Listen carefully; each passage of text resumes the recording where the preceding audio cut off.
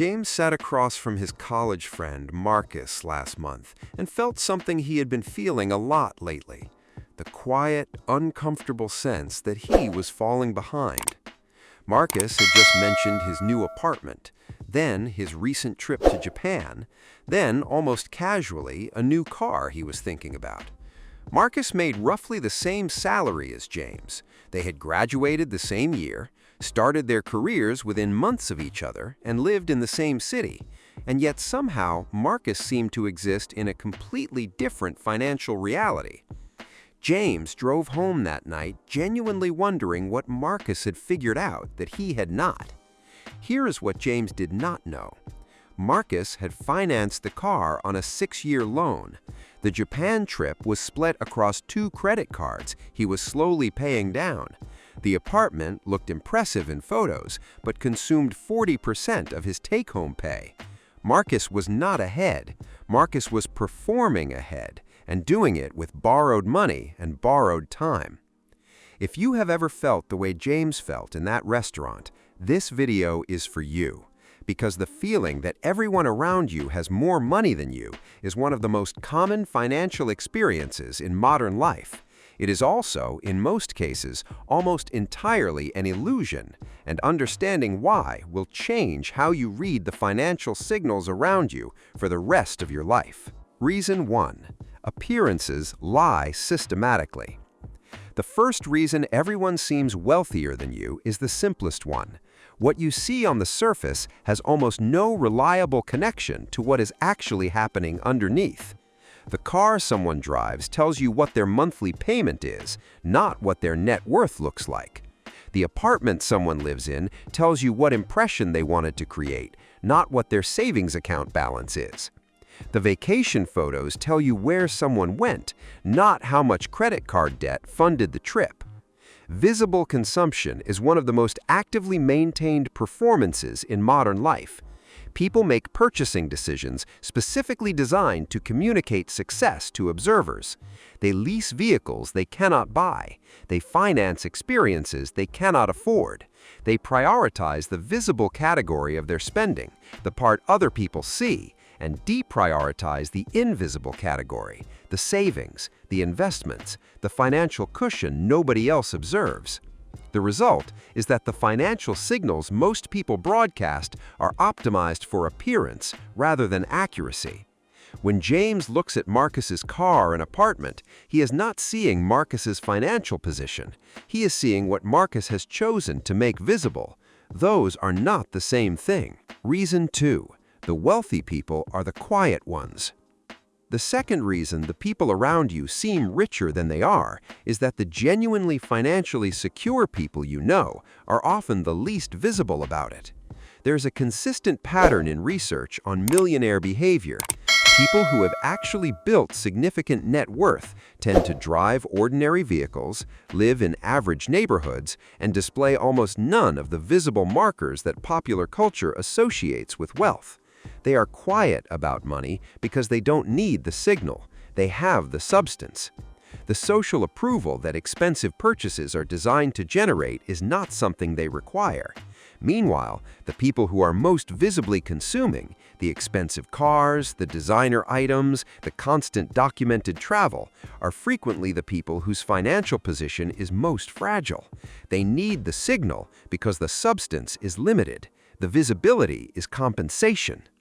This creates a systematic distortion in how financial success appears from the outside. The people who look wealthy are often not. The people who are wealthy often look unremarkable. If you are measuring yourself against the visible signals around you, you are measuring yourself against the wrong group. The third reason is specific to the current moment. Social media has created an environment in which everyone's financial life appears to be a curated highlight reel, while your own feels like an unedited reality show. What appears on social media is selected. Nobody posts the credit card statement from the trip. Nobody shares the anxious conversation about whether to pay rent or the car payment. Nobody documents the months of financial stress that preceded the vacation photo. What gets shared is the restaurant, the hotel lobby, the boarding pass, the memorable moment, stripped of every financial context that would make it human and complicated. You, meanwhile, experience your own financial life in full, unedited reality. You feel every moment of stress. You know every number. You are comparing your unfiltered internal experience to everyone else's filtered external presentation. That comparison is structurally unfair to you in a way that has nothing to do with your actual financial position. Reason 4. Comparison targets are strategically misleading. The fourth reason is about which direction comparison naturally runs. Human beings almost universally compare upward to people who seem to have more, earn more, own more. Downward comparison to people in genuinely more difficult circumstances feels unkind or uncomfortable, so it gets avoided. The natural result is that most people spend their mental energy measuring themselves against a curated set of people who appear to be doing better, while remaining largely unaware of the vast number of people for whom their own current situation would represent significant progress. The comparison is also corrupted by misleading metrics. Job titles, for instance, vary so dramatically across industries, companies, and geographies that they tell you almost nothing reliable about someone's skills, compensation, or actual professional trajectory. A vice president at one company may have responsibilities identical to a senior analyst at another. The title communicates nothing beyond how that particular organization has chosen to label that particular role. Comparing yourself to the titles, the possessions, and the visible markers of people around you is measuring yourself with a broken instrument. The reading you get is not an accurate reflection of where you actually stand. Reason 5. Survivorship distorts what looks normal. The fifth reason is one that operates in the background without announcing itself. The stories that get told, the investments that worked, the business that took off, the side project that generated real income, are survivorship stories. They are the outcomes that are worth telling because they turned out well. The far larger number of identical attempts that did not work out, that lost money, that went nowhere, are not mentioned because there's nothing to say about them. The experience of failure is private. The experience of success is shared. This creates a distorted picture of how common certain outcomes are.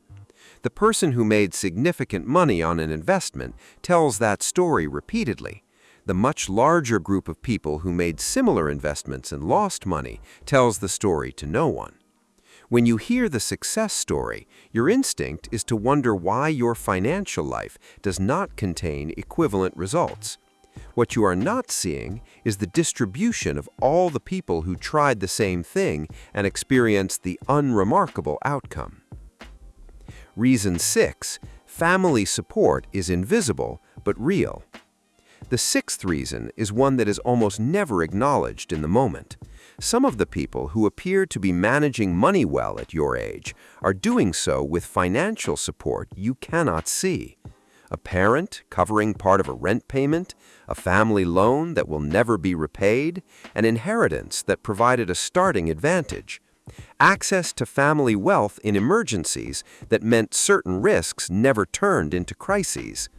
These forms of support are real, they are common, and they are almost never mentioned in conversations about someone's financial trajectory.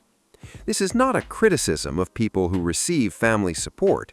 It is simply a reminder that you do not know what someone else's starting conditions were, what resources are available to them behind the scenes, or what advantages were provided that never showed up in any public conversation. Comparing your unassisted financial journey to someone else's assisted one is not a fair comparison, and you frequently have no way of knowing which kind you are looking at. James, after thinking through all of this, looked back at his conversation with Marcus differently. He did not know Marcus's credit card balance. He did not know the terms of his car loan.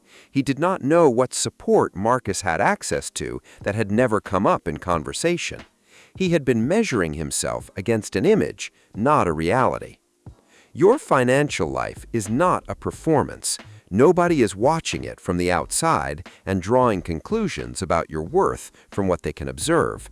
The only scoreboard that matters is the one between your income and your actual net worth, the gap between what comes in and what accumulates over time. Almost everyone around you is further from the finish line than they appear. You are probably further along than you feel. And the feeling of being behind is, in most cases, the result of comparing your real situation to other people's curated fiction. Run your own race. The only number that matters is yours.